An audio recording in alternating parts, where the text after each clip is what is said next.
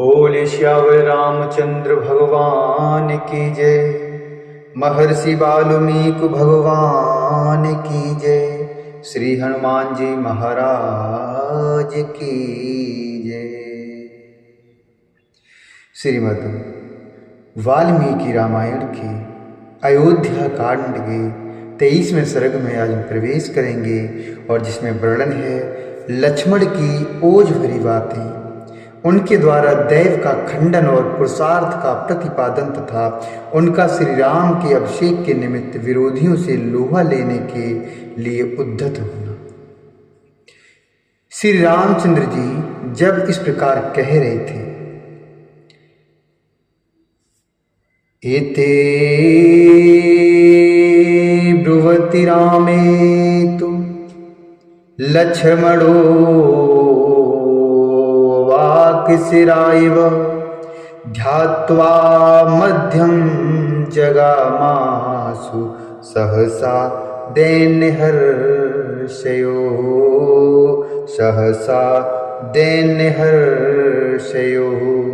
तदा तु बुद्ध्वा भ्रुकुटीं भ्रुवोर्मध्ये नरश्वा निःश्वास महासर्पो बिलस्त इव रोषितः।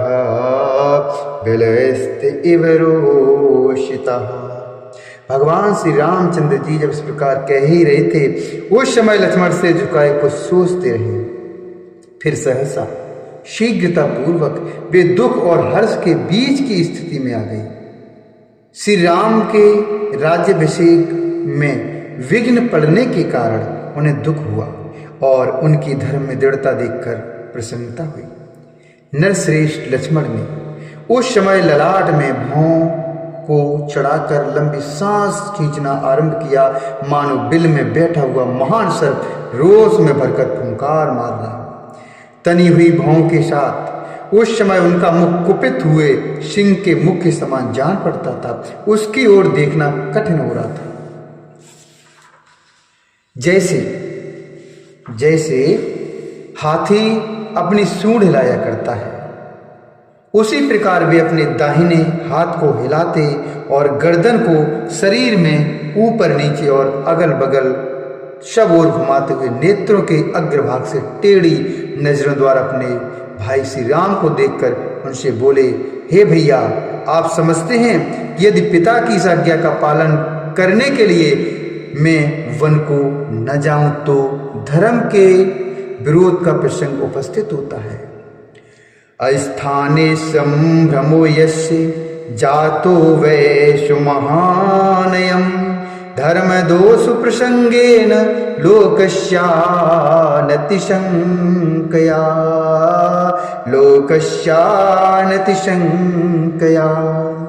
हे भैया, आप समझते हैं कि यदि पिता की इस आज्ञा का पालन करने के लिए मैं वन को न जाऊं तो धर्म के विरोध का प्रसंग उपस्थित होता है।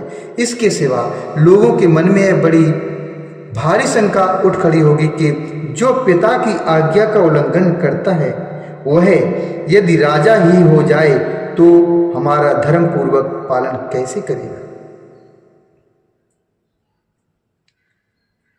जो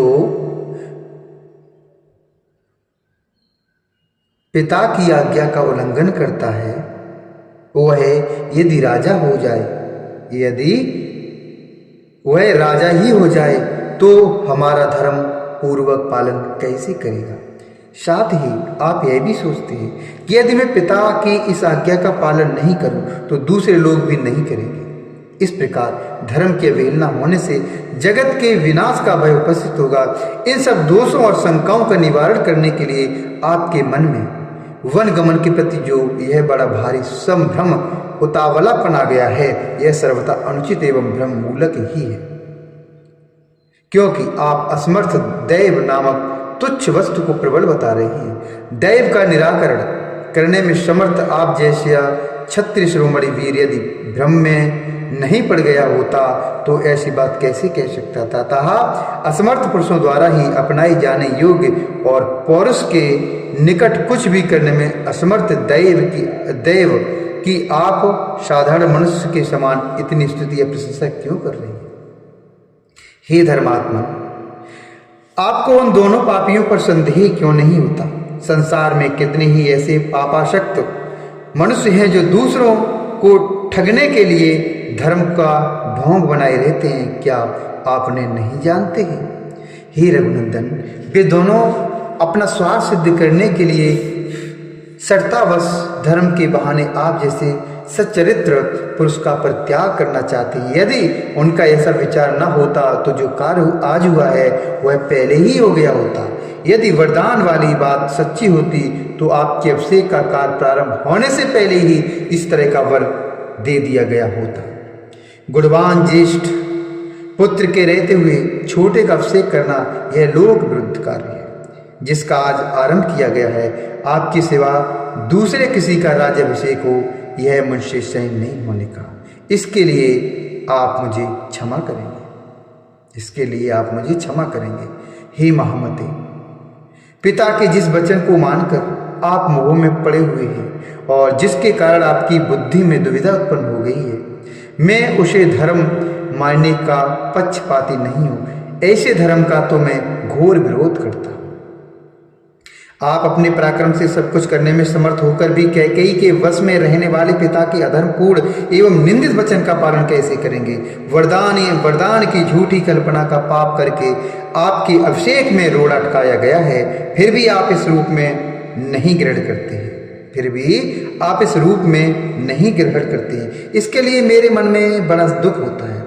ऐसे कपटपूर्ण धर्म के प्रति होने वाली आसक्ति निंदित है। ऐसे पाखंडपूर्ण धर्म के पालन में जो आपकी प्रवृत्ति हो रही है वह यहाँ के जन समुदाय की दृष्टि में निंदित है। आपके सिवा दूसरा कोई पुरुष सदा पुत्र का अहित करने वाले पिता माता नामधारी उन कामाचारी शत्रुओं के मनोरथ को मन से भी कैसे पूर्ण कर सकता है? उसकी पूर्ति का विचार भी मन में कैसे ला सकता है? माता पिता के इस विचार को कि आपका राज्याभिषेक न हो, जो आप देव की प्रेरणा का फल मानते हैं, यह भी मुझे अच्छा नहीं लगता। यद्यपि वह आपका मत है, तथापि आपको उसकी उपेक्षा कर देनी चाहिए। जो कायर है, जिसमें पराक्रम का नाम नहीं है, वही देव का भरोसा करता है। सारा संसार जिन्हें आदर की दृष्टि से देखता है, वे शक्तिशाली वीर पुरुष देव की उपासना नहीं करते हैं। जो अपने पुरुषार्थ से देव को दबाने में समर्थ है, वह पुरुष देव के द्वारा अपने कार्य में बाधा पड़ने पर खेद नहीं करता, शिथिल होकर नहीं बैठता। आज संसार के लोग देखेंगे कि देव की शक्ति बड़ी है या पुरुष का पुरुषार्थ। आज देव और मनुष्य में कौन बलवान है और कौन दुर्बल, इसका स्पष्ट निर्णय हो जाएगा। जिन लोगों ने देव के बल से आज आपके राज्याभिषेक को नष्ट हुआ देखा है, वे ही आज मेरे पुरुषार्थ से अवश्य देव का भी विनाश देख लेंगे। जो अंकुश की परवाह नहीं करता और रस्से या साकल को भी तोड़ देता है, मद की धारा बहाने वाले उस मत्त गजराज की भांति बेगपूर्वक दौड़ने वाले देव को भी आज मैं अपने पुरुषार्थ से पीछे लौटा दूंगा। समस्त लोकपाल और तीनों लोकों के संपूर्ण प्राणी आज श्री राम के राज्याभिषेक को नहीं रोक सकते, फिर केवल पिताजी की तो बात ही क्या है। हे राजन, जिन लोगों ने आपस में आपके वनवास का समर्थन किया है, वे स्वयं 14 वर्षों तक वन में जाकर छिपे रहेंगे। मैं पिता की और जो आपके अभिषेक में विघ्न डालकर अपने पुत्र को राज्य देने के प्रयत्न में लगी हुई है, उस कैकेयी की भी उस आशा को जलाकर मैं भस्म कर डालूंगा। जो मेरे बल के विरोध में खड़ा होगा, उसे मेरा भयंकर पुरुषार्थ जैसा दुख देने में समर्थ होगा। जो मेरे बल के विरोध में खड़ा होगा, उसे मेरा भयंकर पुरुषार्थ जैसा दुख देने में समर्थ होगा, वैसा दैव बल उसे सुख नहीं पहुंचा सकेगा। सहस्त्रों वर्ष बीतने के पश्चात जब आप अवस्था क्रम से वन में निवास करने के लिए जाएंगे, उस समय आपके बाद आपके पुत्र प्रजा पालन रूप कार्य करेंगे, अर्थात उस समय भी दूसरों को इस राज्य में दखल देने का अवसर प्राप्त नहीं होगा। पुरातन राजऋषियों की आचार परंपरा के अनुसार प्रजा का पुत्रवत पालन करने के निमित्त प्रजा वर्ग को पुत्रों के हाथ में सौंपकर वृद्ध राजा का वन में निवास करना उचित बताया जाता है। हे धर्मात्मा श्री राम, हमारे महाराज वानप्रस्थ धर्म के पालन में चित्त को एकाग्र नहीं कर रहे हैं, इसीलिए यदि आप यह समझते हैं कि उनकी आज्ञा के विरुद्ध राज्य ग्रहण कर लेने पर समस्त जनता विद्रोही हो जाएगी, अतः राज्य अपने हाथ में नहीं रह सकेगा। और इसी शंका से यदि आप अपने ऊपर राज्य का भार नहीं लेना चाहते हैं अथवा वन में चले जाना चाहते हैं तो इस शंका को छोड़ दीजिए। हे वीर, मैं प्रतिज्ञा करता हूं कि जैसे तटभूमि समुद्र को रोके रहती है, उसी प्रकार मैं आपकी और आपके राज्य की रक्षा करूंगा। यदि ऐसा ना करूं तो वीर लोक का भागी ना हूं। इसलिए आप मंगलमय अभिषेक सामग्री से अपना अभिषेक होने दीजिए। इस अभिषेक के कार्य में आप तत्पर हो जाइए। मैं अकेला ही बलपूर्वक समस्त विरोधी भूपालों को रोक रखने में समर्थ हूं। ये मेरी दोनों भुजाएं केवल शोभा के लिए नहीं है, मेरे इस धनुष का आभूषण नहीं बनेगा। यह तलवार केवल कमर में बांधे रखने के लिए नहीं है तथा इन बाणों के खंभे नहीं बनेंगे। ये सब चारों वस्तुएं शत्रु का दमन करने के लिए ही हैं। जिसे मैं अपना शत्रु समझता हूं उसे कदापि जीवित रहने देना नहीं चाहता। जिस समय मैं इस तीखी धार वाली तलवार को हाथ में लेता हूं, यह बिजली की तरह चंचल प्रभा से चमक उठती है। इसके द्वारा अपने किसी भी शत्रु को, वह वज्रधारी इंद्र ही क्यों ना हो, मैं कुछ नहीं समझता। आज मेरे खड्ग के प्रहार से पीछ डाले गए हाथी, घोड़े और रथियों के हाथ, जांग और मस्तकों द्वारा पटी हुई यह पृथ्वी ऐसी गहन हो जाएगी कि इस पर चलना फिरना कठिन हो जाएगा। मेरी तलवार की धार से कटकर रक्त से लथपथ हुए शत्रु जलती हुई आग के समान जान पड़ेंगे और बिजली सहित मेघों के समान आज पृथ्वी पर गिरेंगे। अपने हाथों में गुहों के चर्म से बनी हुई दस्ताने को बांधकर जब हाथ में धनुष लेकर मैं युद्ध के लिए खड़ा हो जाऊंगा, उस समय पुरुषों में से कोई भी मेरे सामने कैसे अपने पौरुष पर अवमान कर सकेगा। मैं बहुत से बाणों द्वारा एक को और एक ही बाण से बहुत से योद्धाओं को धराशायी करता हुआ मनुष्यों, घोड़ों और हाथियों के मर्म स्थानों पर बाण मारूंगा। हे प्रभु, आज राजा दशरथ की प्रभुता को मिटाने और आपके प्रभुत्व की स्थापना करने के लिए अस्त्र बल से संपन्न मुझ लक्ष्मण का प्रभाव प्रकट होगा। हे श्री राम, आज मेरी ये दोनों भुजाएं जो चंदन का लेप लगाने, बाजू बंद पहनने, धन का दान करने और शहीदों के पालन में संलग्न रहने के योग्य हैं, आपके राज्याभिषेक में विघ्न डालने वालों को रोकने के लिए अपने अनुरूप पराक्रम प्रकट करेंगी। हे प्रभु, बतलाइए मैं आपके किस शत्रु को अभी प्राण, यश और सहजनों से सदा के लिए विलग कर दूं। जिस उपाय से भी यह पृथ्वी आपके अधिकार में आ जाए, उसके लिए मुझे आज्ञा दीजिए। मैं आपका दास हूँ।